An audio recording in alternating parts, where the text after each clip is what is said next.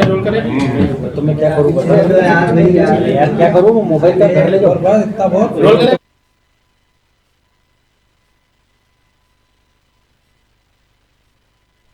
नहीं सर, ठीक है सर। राहुल गांधी को धमकी देने वाला आरोपी को गिरफ्तार कर लिया है। पूछताछ में क्या बताया अभी तक? एक 17 नवंबर को एक रिपोर्ट जूनी थाने में प्राप्त हुई थी, जिसमें मुख्य मार्केट जो जूनी थाना क्षेत्र अंतर्गत है, इसमें एक शॉप है मिठाई की। इस शॉप पे एक लेटर मिला था। इस लेटर में धमकी दी गई थी कि राजवाड़ा को उड़ा देंगे, इंदौर पे धमाके करेंगे, और दुकान पे ये लेटर मिला था। लेटर की गंभीरता को देखते हुए पुलिस ने बहुत इसको गंभीरता से लिया। तत्काल प्रकरण पंजीबद्ध किया गया और हमारी टीमों ने लगातार इसमें काम करी, और सीनियर ऑफिसर्स ने, सीपी साहब ने, एडिशनल सीपी, डीसीपी साहब, सभी ने बहुत गंभीरता से अपराध को लिया था। और पूरी ताकत के साथ हमारी डिटेक्शन टीम इसमें लगी थी। इसमें हमारे एसीपी साहब, हमारे टीआई साहब और पूरी टीम हमारी थाने की, इवन साइबर की टीम हमारी लगातार इसमें एक्टिव हुई, क्योंकि पुलिस के लिए एक बहुत टफ टास्क था। एक लेटर था जिसमें कोई भी ऐसा रंजिश या कोई ऐसी बात नहीं थी जिसको हम देखें। तो गंभीर जब विवेचना हुई, इसमें काफ़ी सारे फुटेज चेक किए गए, बहुत सारे लोगों के बायोडाटास हम लोगों ने प्राप्त करने पड़े, जिसमें किस प्रकार की टेंडेंसी, कौन कौन से लोग हैं। लेटर पे कुछ सिग्नेचर थे जिससे कुछ ऐसे सिग्नेचर मार्क्स थे जिसको लेके हम लोग डिटेक्शन की तरफ आगे बढ़ सकते थे। उन सारे जो मार्क्स थे, एक वोटर आईडी कार्ड की फोटोकॉपी थी, कुछ नंबर्स थे, किसी का नाम था, प्रेषक में भी इवन एक बड़ी किसी व्यक्ति का, पॉलिटिकल व्यक्ति का नाम उसने लिखा था। तो ये सारी चीज़ों को देख के इन्वेस्टिगेशन आगे किया गया, और इन्वेस्टिगेशन के आधार पर घटना जब हुई, लेटर मिला, उसके लगभग 24 घंटे के अंदर ही हम लोग निष्कर्ष पर पहुंच गए थे, क्योंकि बहुत सारे कोरिलेटिव एविडेंस मिले थे, जो कोरिलेटिव एविडेंस थे, जो ये बता रहे थे कि घटना इस व्यक्ति द्वारा की गई है। लेकिन वो व्यक्ति चूंकि खानाबदोश प्रकृति के हैं और कहीं स्थायी घर नहीं, मोबाइल नंबर नहीं, इस प्रकार का है, तो इस प्रकार से उसको तलाश में जो हमारी गोपनीय टीम लगातार लगी हुई थी। आज सफलता हमारी टीम को मिली जब लोकेट हुआ। उसके बाद हम लोगों ने नागदा पुलिस के माध्यम से उनको पकड़ा,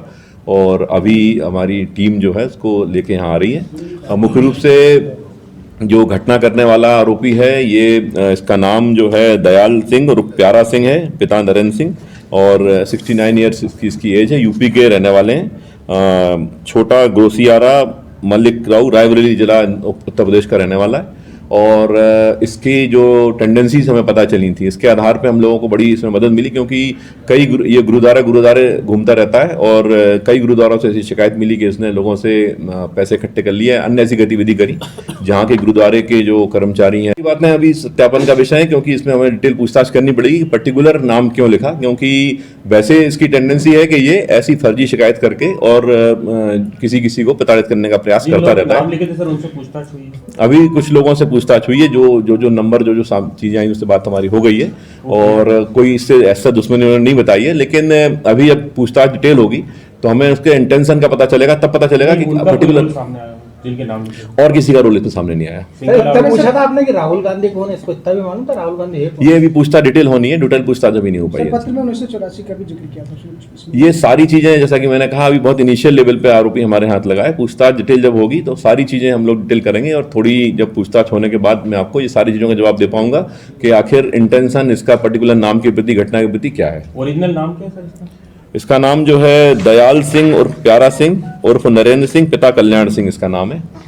जो छोटा घोसियारा मलिक मऊ रोड, रायबरेली, उत्तर प्रदेश का रहने वाला। परिवार से अलग रहता है। 69 ईयर्स की एज है और परिवार से अलग है, और लगातार इसको चक्रवर्ती बोलते हैं लोग, कि चक्रवर्ती घूमता रहता है, लगातार मूवमेंट में रहता है। किसी संगठन के साथ घूमता है या सिंगल ही? नहीं, सिंगल मूवमेंट करता है, और उसके पास मोबाइल भी नहीं रखता है। घर परिवार भी कोई इसका नहीं है, रिलेटिव के बारे में किसी को जानकारी नहीं है, इसलिए हम लोगों को पकड़ने में थोड़ा सा दिल लग गया। ऐसा पता चला कि ये ब्राह्मण है और कन्वर्ट होकर सिख हुआ है, ये भी जानकारी हेयर से एविडेंस आई थी। अभी जब हम पूछताछ कर लेंगे डिटेल, उनके जो सारे आईडीज चेक कर लेंगे, सारे वेयर अबाउट चेक कर लेंगे, उसके डिटेल में हम लोग चले जाएंगे, तो पता चल जाएगा कि वास्तविकता क्या है।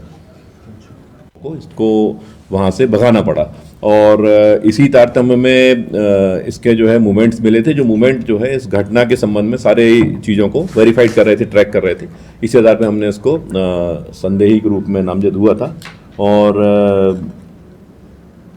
इसको जो है गिरफ्तार करने में सफलता मिल गई है, और घटना का खुलासा भी हो चुका है। बहुत सारे एविडेंस अभी जब गिरफ्तारी के बाद जो एविडेंस मिले हैं उनसे पुख्ता पुष्टि हो गई है कि घटना के पीछे यही आरोपी है। संगठन से जुड़ा हुआ था, कोई संगठन से जुड़ा हुआ था क्या? ये अभी तक कोई ऐसी जानकारी नहीं मिली है, क्योंकि जिस टाइप से इसके वेयर अबाउट्स पता हुए हैं, ये एक गुरुद्वारों में जहाँ लंगर चलता है वहाँ खाना खाता है और लगातार मूवमेंट में रहता है, और पूरे इवन एमपी और एमपी के बाहर की जगहों पे भी लगातार घूमता सर रहता है। लेटर क्यों लिखा है इसने, और जो जिन लोगों के नाम लिखे थे उनसे क्या इसकी दुश्मनी थी? ये एक टेंडेंसी इसकी प्राप्त हुई है। पहले एक उज्जैन में 2017 में एक हम लोगों ने डिटेक्शन जब कर रहे थे तो पूरा पता चला एक टीम को, उसका हम लोग डॉक्यूमेंट्स भी मिल गए थे। सीएसपी ऑफिस उज्जैन में इसकी जांच हुई थी, उसमें इन्होंने एक गुरुद्वारे के सेवादार के विरुद्ध ऐसी ही सेम शिकायत की थी, और शिकायत में भी इसने बहुत सारे लोगों के नंबर लिख दिए थे जो कि डिफरेंट नागपुर के और कहीं दूर के थे, जिनका कोई वास्ता ही नहीं था उज्जैन से, उनके नाम और नंबर लिख दिए थे। तो ऐसा इसकी टेंडेंसी प्रतीत हो रही है अभी तक, लेकिन कोई ऐसी एविडेंस या कोई ऐसी जानकारी नहीं मिली है कि ये कोई किसी संगठन से जुड़ा हुआ है या कोई ऐसी मानसिकता रखता है। राहुल गांधी और कमलनाथ को धमकी देने के पीछे क्या कारण बताया इसने? ये अभी जब जैसे हम लोगों ने बताया कि आपके जो हम लोग इन्वेस्टिगेट कर रहे थे तो पता चला था, एक पुख्ता प्रमाण ये भी मिला था कि जब यहाँ पे नानक जयंती का जो प्रोग्राम चल रहा था उस दौरान इसकी प्रेजेंस यहीं थी, और ये एक बार ऐसे ही भी पता चला है कि उज्जैन में किसी पॉलिटिकल लीडर को किसी दूसरे के फोन से धमकी देने का भी इसने काम किया था। तो इसकी टेंडेंसी इस प्रकार की है। अभी डिटेल पूछताछ नहीं हुई है, डिटेल पूछताछ के बाद इंटेंशन के बारे में हम लोग पता करने का प्रयास कर रहे हैं। वोटर आईडी वाली सर फोटोकॉपी कहाँ से लाया था इसके? ये भी जो है अभी ये पूछताछ का विषय है, क्योंकि पूछताछ डिटेल अभी हो नहीं पाई है। अभी रिसेंटली मतलब सारा काम हुआ है, लेकिन जो हम लोगों को जानकारी जो हम लोगों ने पता करी थी विवेचना के दौरान, वो ये पता चला था कि ये लगातार मूवमेंट में रहता है, और ये मूवमेंट के दौरान इसने, जैसे कि जो वोटर आईडी जिसकी थी उसके द्वारा ऐसा बताया गया कि उसने ना तो इंदौर आया ना किसी को वोटर आईडी उसने दी है, तो उसने संभावना ये ज्ञापित की थी कि करनाल में कोर्ट के पास कोई गुरुद्वारा है, गुरुद्वारे के पास जो है फोटोकॉपी उसने कराई थी, संभवतः वहां से ये वोटर आईडी इसके हाथ लगी। प्रेषक में विधायक